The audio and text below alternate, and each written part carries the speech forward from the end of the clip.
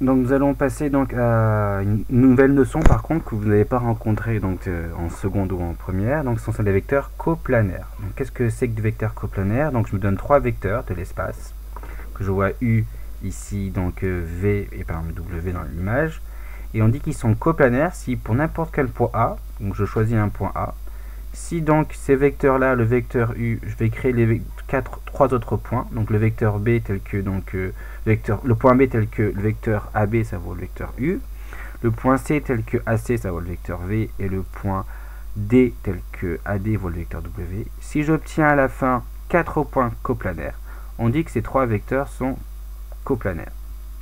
Donc pour bien comprendre, c'est que ici, alors là j'enlève ça, là vous avez donc ici trois vecteurs, vous voyez, ils sont un peu éparpillés dans l'espace, d'accord.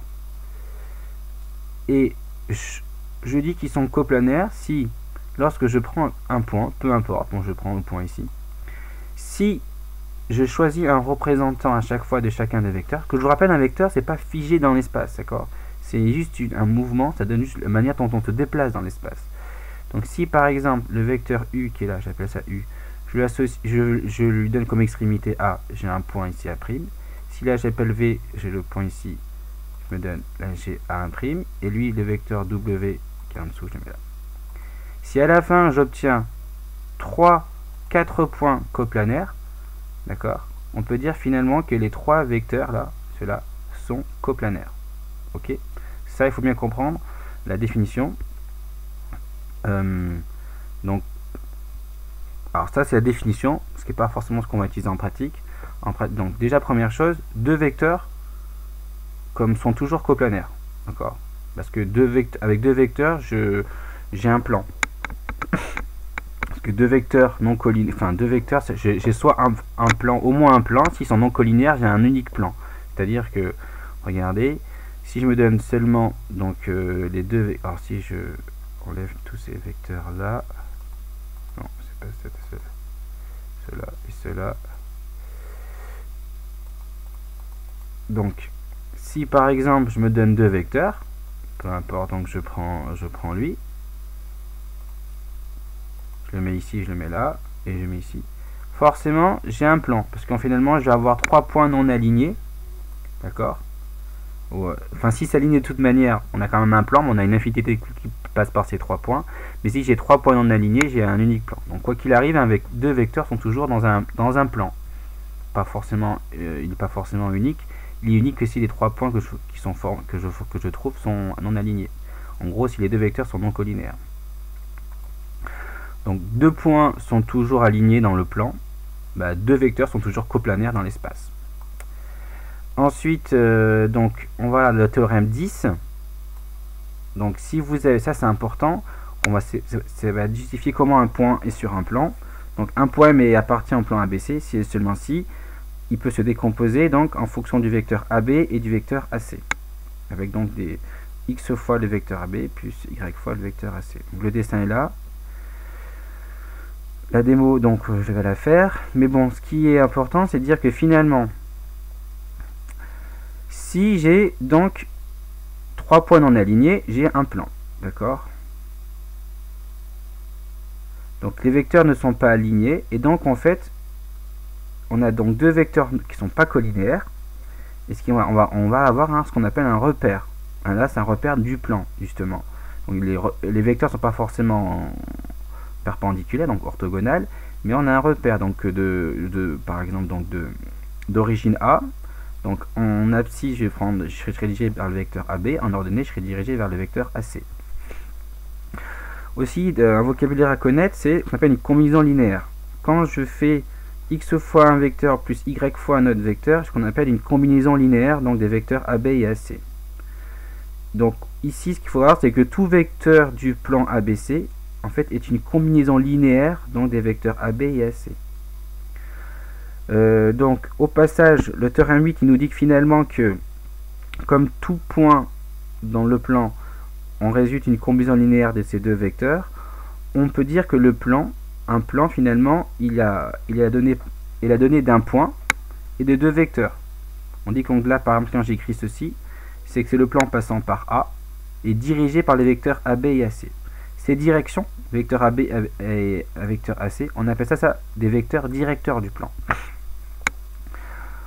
Et notre remarque, les vecteurs directeurs, il y en a pas, ils ne sont pas uniques, il y en a une infinité, puisque si je prends des vecteurs collinéaires à un couple de vecteurs directeurs donné, j'en ai d'autres. Okay, c'est comme les repères, il n'y a pas qu'un seul repère dans le plan, il y en a une infinité, ça dépend comment vous prenez les vecteurs I et les vecteurs J.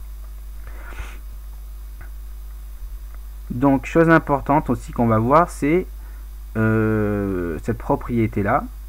Comment savoir justement que des vecteurs sont coplanaires? Des vecteurs sont coplanaires si l'un, finalement, est une combinaison linéaire des deux autres. D'accord?